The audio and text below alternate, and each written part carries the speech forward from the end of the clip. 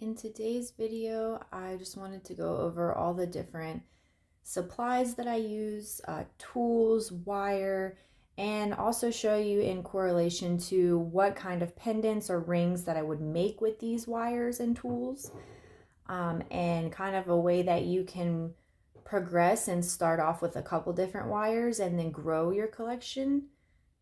Something that I did when I first started was I just bought some spools off of Amazon that were smaller spools. So I actually have these. They're pretty dirty because they're old.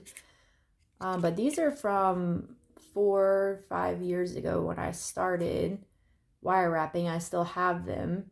Now, I didn't particularly find myself using the 30 gauge copper too often just because it was so thin and I didn't feel like it stayed in place as well as the 28 gauge. And this is a 26 gauge that I had tried. I'd still prefer the 28 gauge for anything that the 26 gauge can do.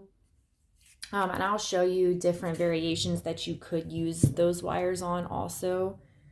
But the two main wires that I work with the most, I would say is like my core wires, are the 18 gauge round wire, which is a base wire that I use when I'm weaving.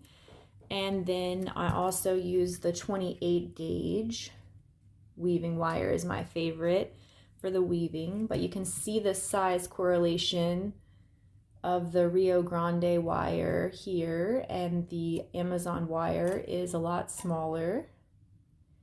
But it's nice to be able to try out different wires and not have a 1 pound spool. With Rio Grande, you have to buy the copper in a 1 pound spool, which works better for me because I'm always wire wrapping. But starting out, you might want to just try different wires. So this is one of the pendants that I would make from the 18 gauge and the 28 gauge round copper. Dead soft copper I like the best, is good on my hands. So you see I have the 18 gauge is the big one and the 28 gauge is going around that. This little jar is wrapped the same way with this barred weave here. There's just not a corset weave on the top part of the bale, so that's kind of a way you could start off, just doing this one weave, add in the bale, the different corset weave as you go. You could put a corset weave there as well. Different little style variations that you can have. I also use the 18 gauge and the 28 gauge to make this adjustable ring here with, these are actually 5mm gemstone beads. I usually use 4mm is my size preference. This is the 4mm. See the difference. And then in the silver, this is the same 18 gauge and 28 gauge I use for the silver. The silver just is a little harder than the copper. And then the tools, the pliers that I would use for those, and then the pliers that I recommend to get initially, because you could really create a lot of different things with just these 3 pairs of pliers.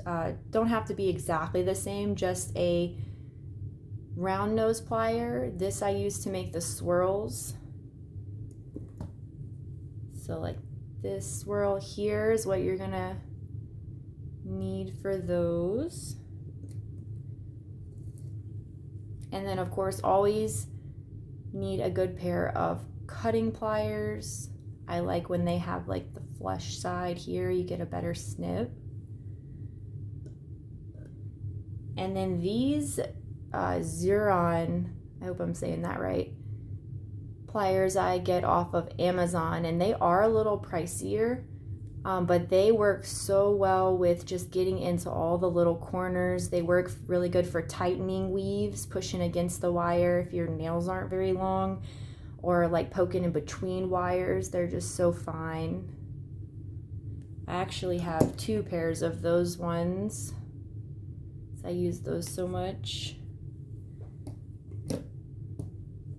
You could also use like a bigger pair. You just want this like needle nose shape. these have the plasti or the tool magic. You can use plasti dip on them too. I like to use that to keep from nicking my wires up, but that is not necessary. And I do find that oxidizing pendants, like these are oxidized copper, if you do have little nicks on the wire from wrapping, oxidizing helps to where you don't see those nicks. They kind of blend in better. So the next set, oh, another thing with those pendants, actually, anytime that you're doing any weaving, I recommend getting a clamp like this. You can get them just at any hardware store. Harbor Freight has them. And then I just use a masking tape to tape up the ends because the rubber does start to push through the metal there, and then I'll have to rewrap it every now and then. But these will really save your hands whenever you're doing weaves because you can clamp the wire in and hold it with this, so it'll save the holding hand from having to squish so tight against it. Just pretty much anytime you need to hold the wires together, you can use those. Straightening pliers are not necessary, but are helpful if once you start getting your collection going, to just smooth out the wire, especially when you're working with the square wire, which I'll show you next. If you're looking to do like a cabochon wrap or just like a cage style, these are different variations with the cabochons. These are rough stones you can do it with as well. This one here is like a mini rough stone, and another one with a cabochon with just a little bit of a different variation on the front. For those styles there, I use a 20 gauge square wire, and this is the wire that it's nice to have the straightening pliers for. A lot of times when you're using this wire, you want the flat sides to be pushed against each other, and you want those sides to be flat and not all crooked laying against each other. But also with the square wire, you can twist it on purpose to have a little design there on the front.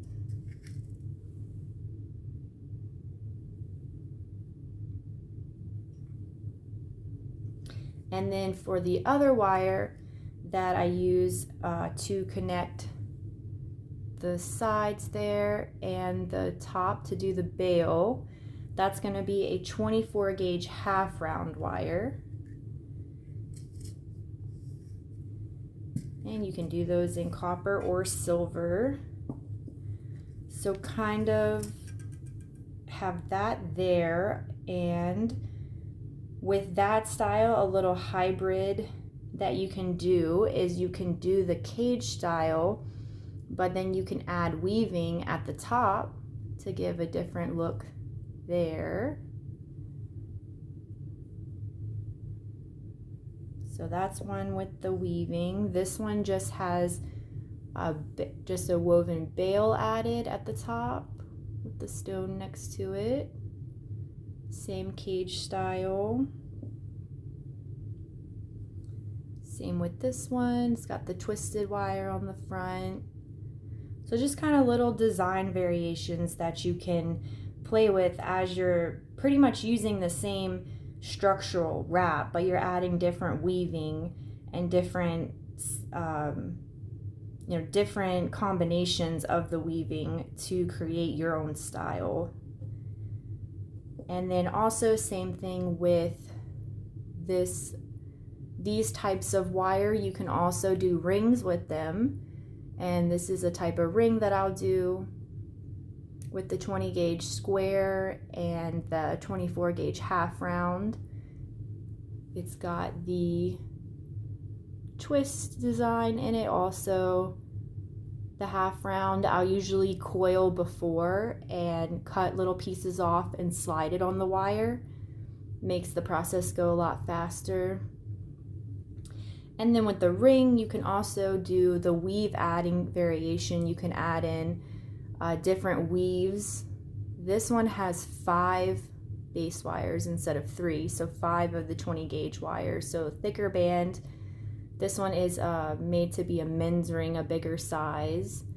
And then you also can add in the different weaving variations up here. There's so much you could do. You have these 5 wires that you can add any kind of weaving variations or even do like channel settings on them. Lots of creativity there. Something that you do need to make the rings is a ring mandrel. So this is the one that I have here. All the sizing is on it. Most common size for women is usually a 7. So usually that'll fit one finger up and down, especially if it's an adjustable. I'll set it at a 7 so it has room. Most common size for men is usually a 10, so you can kind of go up and down from there. And that gives you an idea of the common sizes. I like to get a ring mandrel that comes with the sizer as well. If you're doing custom sizes, it's really nice to be able to size their finger in person, and that way you know exactly what size they need.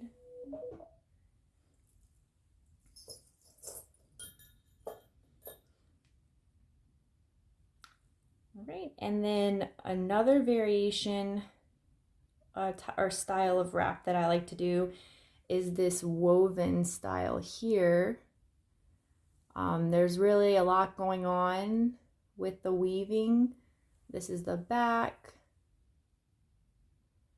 My backs aren't necessarily perfect. I know a lot of people really want the backs to be super clean and symmetrical as well, which is something I'm just still working on.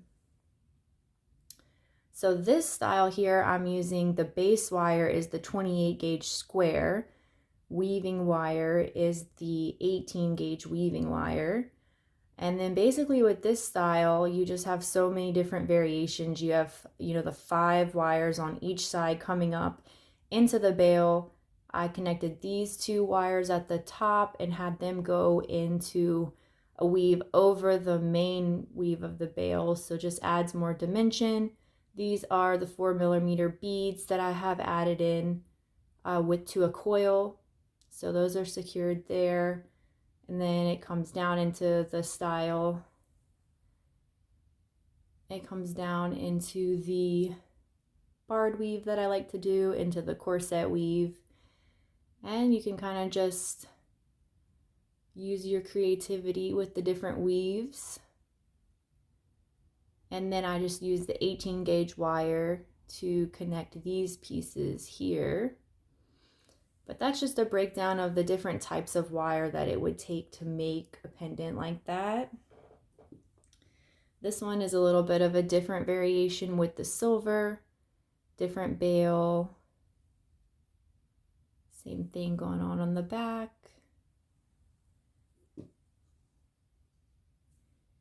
And then there's also a couple designs that I just use 1 wire. So these mushroom designs here, which I do have a video for those. I'll link that as well. And I use a 20 gauge copper wire. It's just a single wire. So if you're just starting off a project like that, might be good to just have to get 1 wire. And then this wire is a 16 gauge square wire. It's a lot bigger, a lot thicker.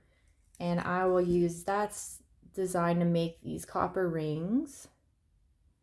They're adjustable. I do have a video for the copper swirly ring also. I'll link that down below. And if there's any of these other styles that you guys want to see me do a tutorial on, just feel free to leave me a comment. And I think that about sums it up. Hopefully this will help you guys whenever you're creating your pendants. You kind of got to see a little variation with each type of wire, and you got to see how I start off with maybe like a cage style like this, and then from there start adding weaving into the top. So like the progression of these pendants is like this style I learned first. or sorry, this style with just one I learned first. Then I'm like, okay, I can add 2 stones there. Then I'm like, oh, I can add some different embellishments in the bail. And then, you know, with this style here, I have this one barred weave, and I also can add in the corset weave at the top, different designs there. All right, I hope this helps you guys.